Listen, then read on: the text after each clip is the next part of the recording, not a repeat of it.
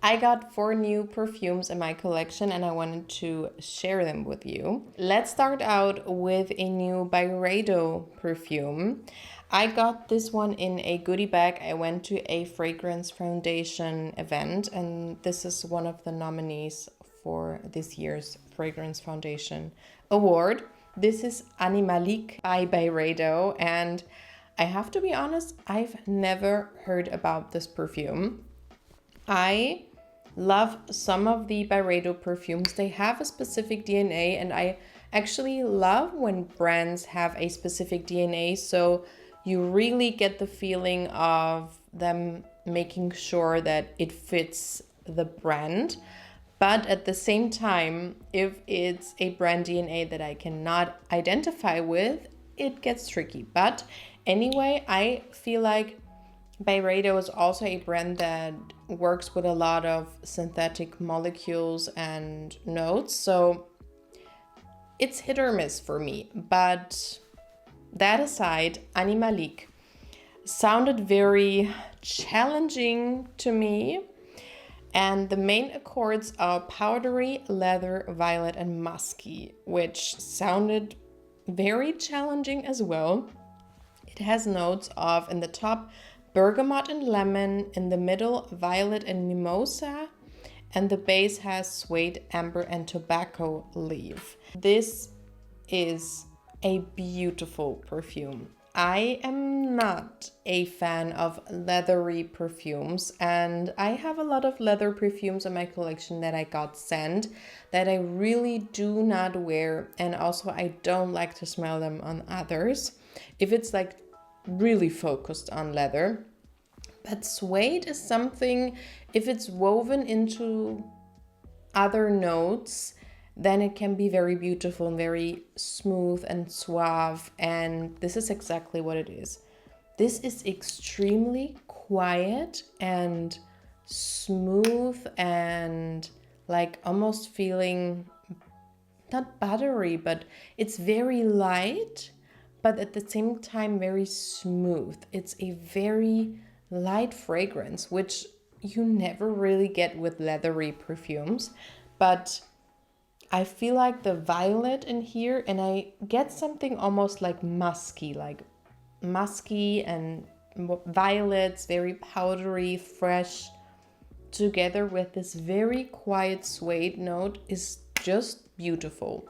If you want a leathery perfume that smells elegant and not too much, and that is also appropriate as an everyday perfume, I feel like this is beautiful. It's also not very seasonal in any direction because it's just a fresh leather perfume with some floral touches and some powderiness. So I feel like you could wear it throughout the whole year. It's also very unisex to me because it has some florals, but it also has this backbone of amber, tobacco, and suede, which gives it like this 50-50 thing of having something more feminine in there, something more masculine. I have been wearing it 2 times and I did enjoy it. It wasn't like a wow thing to me on my skin, but I felt like this smelled quite realistic because it has this animalic facet to it, which if you smell something like that in the wild, like maybe in a jungle or something, you know that it's not always like something extremely potent, but can be very subtle and like appealing smelling. Is that a wild statement? Too sure. But yeah, I like it. I was very positively surprised by this. I just opened it up before filming, but this is Replica's On a Date. And the fragrance description is grapes and roses. This was, I think, quite controversial when it came out. This has main accords of fruity, rose, woody, aromatic. It was released in 2022. Oh my god. To me, it seemed like this year or last year. It has notes of, on the top, like currant, syrup, pink pepper, and bergamot. Middle notes of rose, geranium, davana. Seems to be like a note a lot of people love to use these days. And base notes of patchouli, moss, musk, and vetiver. So let's try it out.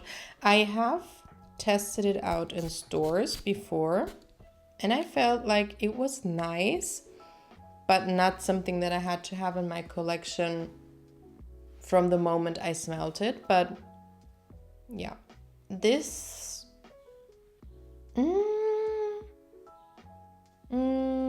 yeah, it's very wine-y to me. It smells like wine. It smells like something in between of like rosé and red wine mixed in with a little bit of blackcurrant juice or syrup. You definitely get blackcurrant syrup. It's very thick and dense and sweet. You get the patchouli. You get the patchouli. I get it anyways. But you get the roses as well and the geranium. It's very smooth. It's very elegant. It does smell like you're on a date, on a vineyard. What does it say in Provence? Yeah, in Provence. I can definitely see the picture in front of me. It's beautiful. It's just that the specific combination of blackcurrants and patchouli is extremely tricky for me, but I am willing to test it on my skin and see how I like it, because usually I do like a lot of the fragrances and a lot of people did not like this one at all, and I don't feel like it smells bad. It's just something very specific, but I like the fruitiness. It's very fruity and I love the picture that it immediately gives me. Next up, we have a Xerjoff perfume. This is white on white. I think it's just white on white because they have 1, 2, and 3 as well. But this was a surprise that they sent me because I've never heard of this perfume before. And I was very intrigued because when I saw the packaging and the name, I thought of a wedding perfume. And this one does not smell like what I imagine in my head. I don't know what's going on, but Fragrantica is down, so I have another side open for the notes. So the main accords are creamy, sweet, and green, which I agree with. And the notes are in the top fig leaf and bergamot, in the heart fig milk, tolu balm, patchouli, cedarwood, and the base notes are musk, vanilla, amber, and sandalwood. This to me, I have a perfume which I adore. It's called Fig by Arquinesia, which is a brand based in Mallorca. If you're ever in Palma de Mallorca, go to Arquinesia, smell all of the perfumes, and buy fig. That one is the most beautiful fig perfume. And it's also, to me, smelling like everything from the fig. The fruits, the milk, the leaves, the twigs, everything. And this gives me a similar vibe, but fig is slightly more sweet than this. This one to me is not very sweet. And I get the tolu balm and the patchouli quite a lot. So to me, it's fig milk, tolu balm, and patchouli. And because of the tolu balm and the patchouli, it almost gives me something like licorice, and I do not like licorice. And it's almost like bitter. It's like a bitter, milky cough drop or something like that. I don't know what it is. On my skin, it's extremely quiet and suave and smooth, and it just smells to me like a very green fig scent. But then as it dries down, I get more of the tolu balm and the patchouli. Let me see what other people say about it. Okay, this is wild. People say it smells like Soleil Blanc, Blanche Bête, Lost in a Dream by Navitus. No, Cuir Beluga. What? No, I don't smell that at all. Well, maybe. Maybe. Oh, maybe. Yeah. As it dries down, it gets something of Cuir Beluga by Guerlain from the Privé line. To me, and someone said it here, to me it smells a little bit like Dior Riviera, which was released 2023. So it has something of that. It's very green, very fresh, very fig-like. But then you have this almost like medicinal thing going on, which smells a little bitter. But also the Cuir Beluga aspect, I'm very intrigued to find out why. Maybe it's the patchouli. Maybe it is the patchouli. But as it dries down, to me, it seems a little bit more sweet. Oh, I see now there's vanilla and amber. And there is vanilla and amber in Cuir Beluga. So yeah, I can see it. I can see it being like a more fig-y version of Cuir Beluga by Guerlain. That's interesting. So if you like Cuir Beluga and fig, you should definitely test this one out. What I love about this perfume is how quiet and smooth it feels like. It feels like quiet luxury, if you know what I mean. It's so understated and doesn't have to be loud, but it's still something you don't really smell every day, if you know what I mean. And I don't know. I expected something else, but still the packaging fits the smell, if you know what I mean. Lastly, this is more like a joke, but I wanted to share it with you because this to me is like, it's wild. This is also a nominee for the Fragrance Foundation Award. Look at this bottle. Are they from the USA? I'm not too sure, but this is a police perfume. And I know that a lot of people say that they're underrated and they have a lot of good perfumes. I think I've never smelled anything by this house, and I cannot see where this is. Crafted in Italy. Okay, where this is from, I wanted to say. But anyway, this is Police to Be #Freetodare for her. And this has main notes of fruity, sweet, floral, vanilla, powdery almond, with notes of, in the top, raspberry, pear, tangerine, middle notes, heliotrope, freesia, jasmine, and the base is vanilla and sandalwood. And let me spray it. I mean, it's crazy. This is crazy. It doesn't have a lid. Well, let's test it out.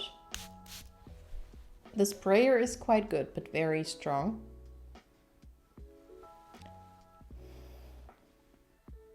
It's nice. It is nice, but it is nothing like that. This is nominated to me is wild. It's really wild because there are so many inexpensive, really, really nice perfume releases. You know, I love all of the perfumes, doesn't matter the price point, as long as it's giving me something I crave. And this is just whatever, because that's not a 10 euro perfume, I guess. I mean, you can get it for 16 euros.